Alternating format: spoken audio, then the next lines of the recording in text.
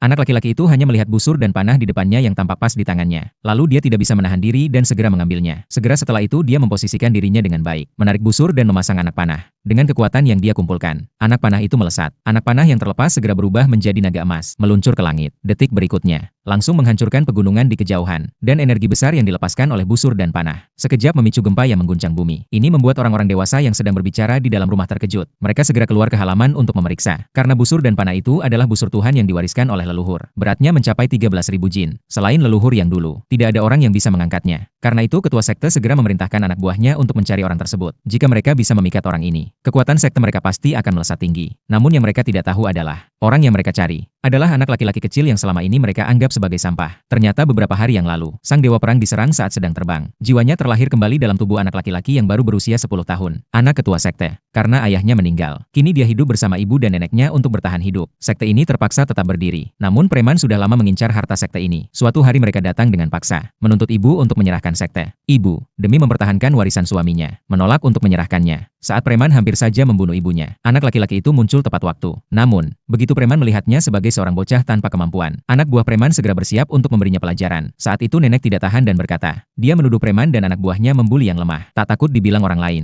Preman pun merasa tuduhan itu benar. Kemudian dia mengusulkan duel yang adil. Pihak yang kalah harus menyerahkan kendali sekte, dan ibu demi sekte akhirnya setuju. Pertandingan pun segera dimulai. Putaran pertama adalah tes akurasi. 60 cakram dibuang dalam 3 putaran ke udara. Peserta harus melemparkan 3 buah dart setiap putaran. Siapa yang paling banyak mengenai dalam 3 putaran akan menang. Ibu memilih untuk maju pertama. Anak laki-laki itu langsung menyadari bahwa napas ibunya tidak stabil. Dia tidak mungkin menang. Ternyata di putaran pertama, ibu hanya mengenai 1 cakram dari 3 dart yang dilemparkan. Preman pun mengejek prestasi ibu yang dianggap tak layak disebut. Dan ibu pun merasa kalau ini berlanjut, dia pasti akan kalah. Namun, anak laki-laki itu berpikir cerdik. Dia berlari ke sebuah tempat dan mulai berkemih di sana, sambil berkata dengan keras bahwa angin terlalu kencang dan menyebabkan dia tidak bisa tepat. Aksi cerdik ini membuat ibu langsung mengerti. Ternyata angin mempengaruhi jalur dart. Pada tes selanjutnya, ibu sengaja melemparkan dart ke arah kanan. Akhirnya dalam 3 putaran dia mengenai 9 cakram. Sedangkan anak buah preman yang maju, pada putaran pertama berhasil mengenai 6 cakram. Namun, anak laki-laki itu yang berada di samping, hanya dengan menyentuh jarinya pelan, dengan mudah mengubah jalur dart mereka. Ini membuat anak buah preman hanya bisa mengenai 9 cakram juga. Dengan begitu, putaran pertama berakhir seri. Selanjutnya giliran kakak kedua yang maju. Dia cukup akurat. Dalam 3 putaran, dia berhasil mengenai 16 cakram. Melihat hal ini, preman pun memerintahkan anaknya untuk maju sendiri. Dan pada putaran pertama anaknya langsung mengenai 6 cakram. Pada saat itu anak laki-laki itu hampir meluncurkan dart. Namun, tiba-tiba preman menatap ke arahnya. Untuk menghindari ketahuan, dia pun memutuskan untuk menahan diri. Anak preman itu pada putaran kedua dan ketiga, masing-masing berhasil mengenai 8 cakram, dengan total 22 cakram, mengalahkan kakak kedua dan menang. Kemudian giliran kakak tertua. Namun dia langsung berkhianat, beralih mendukung preman, karena dia merasa sekte tak mungkin menang, dan hanya bisa